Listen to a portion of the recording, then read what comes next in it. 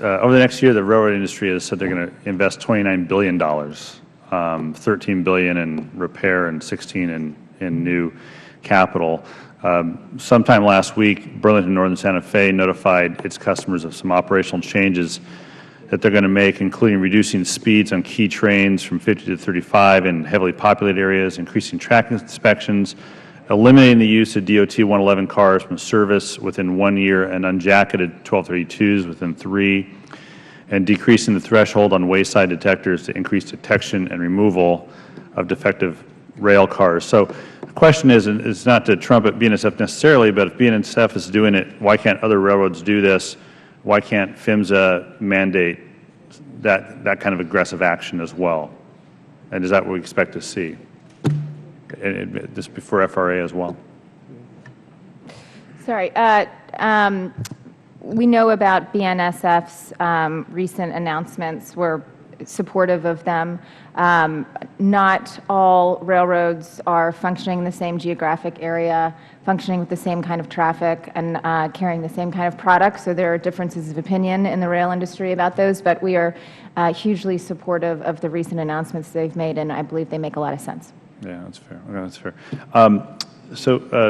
For Ms. Feinberg, the Association of Washington Cities approached me with a proposal for improvements at grade crossings. We're going to work on some legislative language to see if we can get that in the surface bill. But FRA has looked at grade crossing improvements as well. Can you cover a little bit about how you define at-grade crossing improvements and what that might mean for safety? Sure. So the first thing that we try to remind people of is that the safest crossing is no grade crossing at all, would actually be the rail being completely separated from pedestrians and from vehicular traffic. Because of recent incidents, the Metro North incident, the Amtrak incident, and the Metrolink incident, we have taken a fresh look at grade crossing safety generally.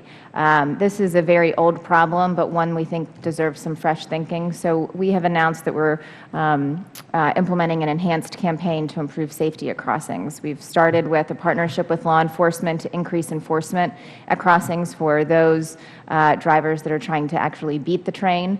But that's not the only problem at crossings. We've also got an awareness problem. So we're working on that, and we're also hoping to announce some new technologies in the coming months that would also assist with safety.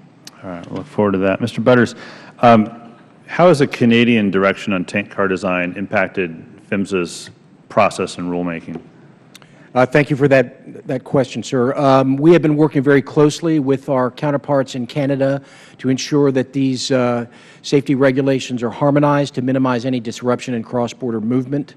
We are hoping that as we approach the finalization of this final rule, we'll both be able to jointly announce our regulations. Is that adding to time, adding to the delay, or is it everything else that's adding to getting this rule out in a more timely manner? Our discussions with Canada have not affected how our rule is working through the process here. As you know, the Canadian governmental process and the U.S. governmental process have different gates to go through. Canada doesn't have the processes that we go through. Okay. You mean the excellent process that we have? Yeah. Finally, for Mr. Butters, I have a letter from the State of Washington Citizens Advisory Committee on Pipeline Safety. It's from December 30, 2014. It's actually directed to your boss, Anthony Fox, but it lists 6 particular rules on pipeline safety that they wanted to hear about what the process is. You've covered liquid and gas, and there are 3 others, and I don't want to have you answer the question where you are on the process for the other 4 in this setting. Do you have this letter? Do you know of this letter? I believe we have seen that letter, and a response is being prepared, but we would be happy to obviously respond to those specific questions to you directly as well. Great. We'll follow up with you directly on that to see where PHMSA is on response. Again, it was December 30th, so we're 3+ months beyond that. And I know you're busy in a lot of things, but these are our folks. So I think the only governor-appointed Citizens Advisory Committee in the country. We created this process as part of the 2002 Act, and so hopeful that you can be responsive as quickly as possible. Absolutely. Thank you very much.